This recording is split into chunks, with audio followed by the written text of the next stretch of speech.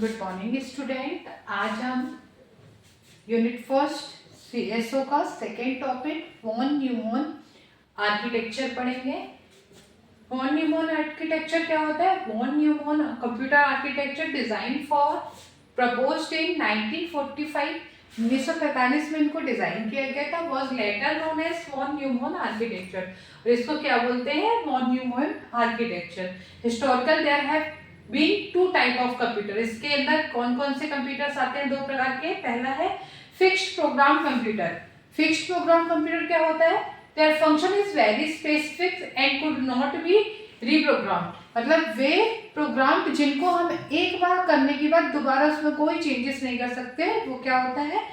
Fixed program computers. For example calculators, alarms, घड़ी, ये सारी चीजों को हम दोबारा चेंज नहीं कर सकते। सेकेंड होता है stored program computer. Stored program computer क्या होता है? These can be programmed to carry out many different tasks. Application are stored on them. मतलब वे प्रोग्राम्स जो डिफरेंट टास्क परफॉर्म करते हैं, application are stored on them, hence the name. और इसमें बहुत सारे एप्लीकेशंस होते हैं अलग अलग नेम के। Modern computer are based on a stored program concept introduced by John Von Neumann. और जो अभी एट प्रेजेंट पे जो मॉडर्न कंप्यूटर बन रहे हैं वो किस पे बन रहे हैं? स्टोर्ड प्रोग्राम कंप्यूटर्स पे बन रहे हैं।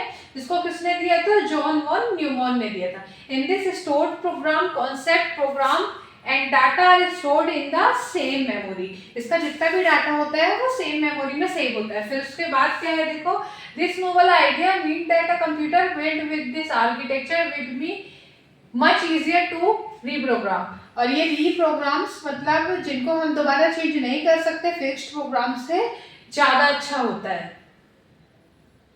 ये हिंदी से भी दिया हुआ है आपको, कि पीडीएफ में आपको शेयर कर दूंगी, जिससे आप बहुत अच्छे से इसके बारे में पढ़ सकते हैं।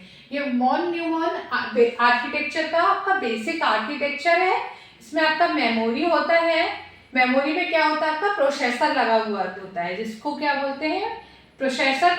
आपको पता है सीपीयू जो अभी हमें पहले पढ़ा था, उसमें वो तीन प्रकार का होता है: control unit, arithmetic logic unit और memory unit. It is also known as ISA instruction set architecture. इसको हम इंस्ट्रक्शन सेट आर्किटेक्चर भी बोलते हैं। Computer and is having 3 basic units. इसमें 3 बेसिक यूनिट होती है। पहला होता है सेंट्रल प्रोसेसिंग यूनिट, जो कि सीपीयू होता है। दूसरा होता है मेन मेमोरी यूनिट और तीसरा होता है output and input device. Output और इनपुट डिवाइस के बारे में और सीपीयू के बारे में मैं ऑलरेडी आपको बता चुकी हूँ, फिर भी हम देख सकते हैं। The central processing unit is defined as it is an electrical circuit used for the execution the instruction of the computer program। मतलब जितने भी कंप्यूटर में प्रोग्राम्स हम इंस्ट्रक्शन को प्रोसेस करते हैं, रन करते हैं, वो सब किस में रन होता है? सीपीयू में। विदाउट सीपीयू आप किसी भी प्रोसेस को रन नहीं कर सकते। सीपीयू 3 प्रकार की डिवाइस यूनिट से मिलकर बनता होता है। पहला है सीपीयू कंट्रोल यूनिट, फिर अरिथमेटिक एंड लॉजिक यूनिट, और तीसरा है मेमोरी यूनिट, जिसके अंदर वैरायटी ऑफ रजिस्टर्स आते हैं। तो पहला पढ़ेंगे हम कंट्रोल यूनिट। अब control unit handles all processors, control signals, it directs all input and output flow, fetch code and instruction and controls how data moves around the system। Control unit क्या बताती है?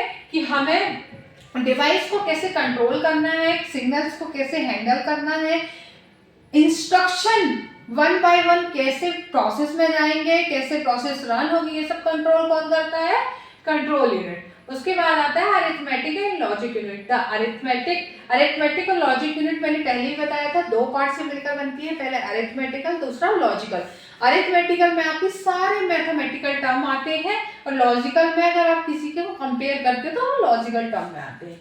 The arithmetic logic unit is the part of the CPU that handles all the calculation the CPU में। जितने भी calculation CPU में होता है वो कौन रन करता है? ALU।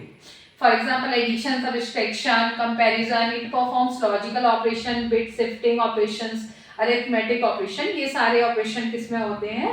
अरिथमेटिक लॉजिक यूनिट में।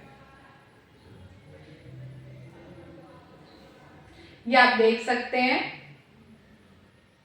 इसमें आपका मेमोरी, अब जो इसके अंदर अरिथमेटिक मेमोरी के अंदर जो आपके रजिस्टर्स और बस मेमोरी पाई जाती है वो क्या होती है, हम इसको नेक्स्ट क्लास में डिस्कस करेंगे। आई होप आपको वॉन न्यूमैन आर्किटेक्चर के अंदर वॉन न्यूमैन आर्किटेक्चर की डेफिनेशन वो कब आया था और वो कितने पार्ट से मिलकर बनता है ये आपको समझ में आया होगा। नेक्स्ट इसके आगे का हम सेकेंड पार्ट में डिस्कस करेंगे।